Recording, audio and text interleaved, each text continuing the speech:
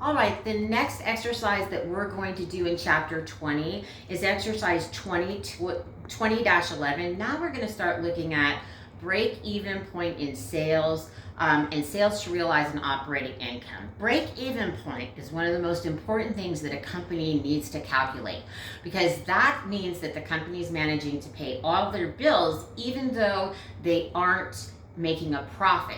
But as long as the company is able to pay all their bills, that's everybody, including like the owner's salary, then we know that things will either get better. But if we don't even make our break even point in sales, then we're in trouble. That means we're not making enough to cover costs. So the first exercise that we're doing is 20-11. And it tells us for the current year ended March 31st, Cosgrove Company expects fixed costs of $27,600,000 and a unit variable cost of $805 and a unit selling price of $1,150. So we're going to calculate the anticipated break-even point in sales, and then in B, we're going to compute the number of units. So see here, we can do units in dollars. Here we're going to do sales in units. Here, and in B, we're going to compute the units required to realize an operating income of $5,175,000. All right, so we're going to start here. I've got the exercise 20-11 on the board. So for A, they've asked us to calculate the anticipated break-even point sales in units. So we're going to compute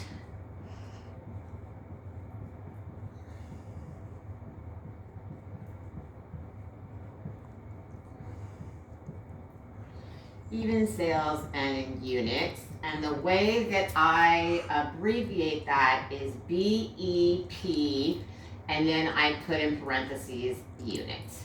So that way we know that we're calculating units and not sales dollars.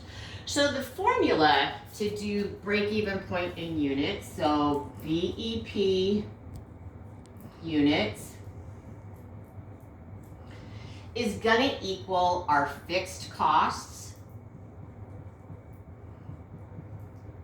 Remember, that's abbreviated as FC, over the unit contribution margin.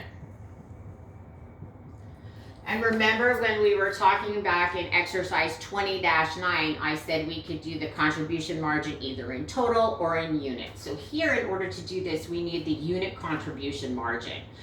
So the problem tells us in order to calculate our unit contribution margin, that's going to equal a unit sales price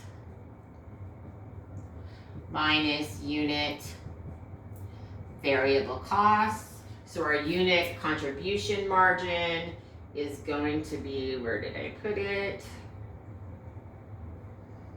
Well, it's going to be the price of $1,150 minus the variable cost of $805. So our unit contribution margin is $345. So now we can calculate our break-even point in units.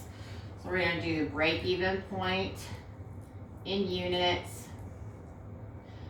is going to equal our fixed costs. The problem tells us that our fixed costs are $27,600,000. $27,600,000.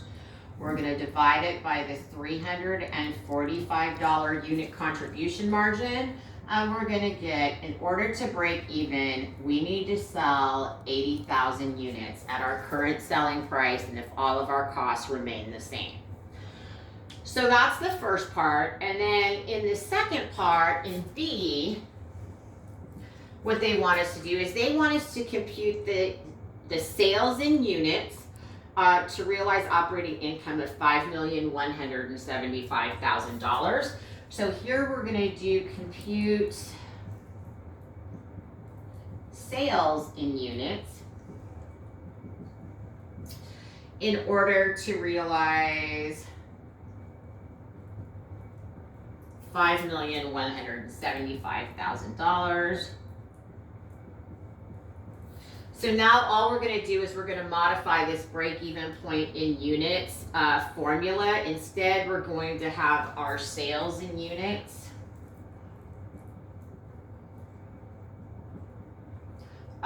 for target net income, and that's going to be our, instead of doing just fixed costs, we still need to cover fixed costs, but we also need to add that target net income,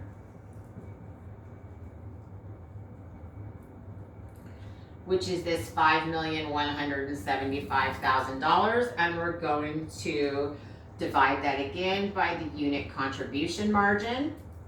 So now we're still gonna take the $27,600,000 of fixed costs, and we're gonna add to that target net income of $5,175,000. And we're going to divide that by the unit contribution margin of $345. And that's going to tell us that we need to sell a total of 95,000 units in order to achieve our target net income of $5,175,000. And what you can do if you want to prove it, well, all you have to do is work through. So let's make sure that this is true. Oh, and there shouldn't be a dollar sign there because these are units. So if we're unsure, okay, does 95,000 units really give us net income of $5,175,000? We can just calculate it out.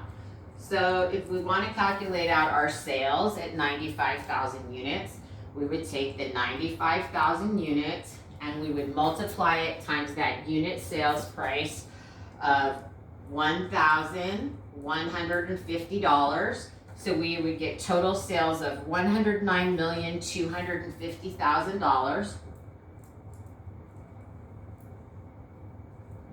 And this isn't part of the homework problem, I'm just doing the proof for you.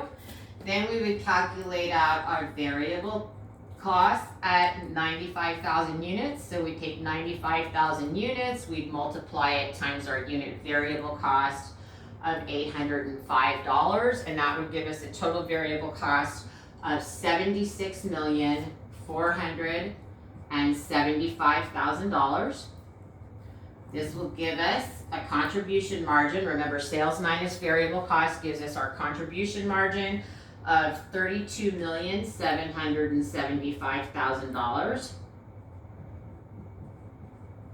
Then we're going to subtract our fixed costs, and our fixed costs are $27,600,000, and that's going to give us a net income of $5,175,000. So this is great for business owners, so they know exactly how much they need to sell in order to break even, and then they can calculate out if they have sales of an additional 5,000, 10,000, 1 million more units, how much their target net income would be, as long as none of the costs change. And that's how you're going to calculate exercise 20-11. Please email me if you have any questions.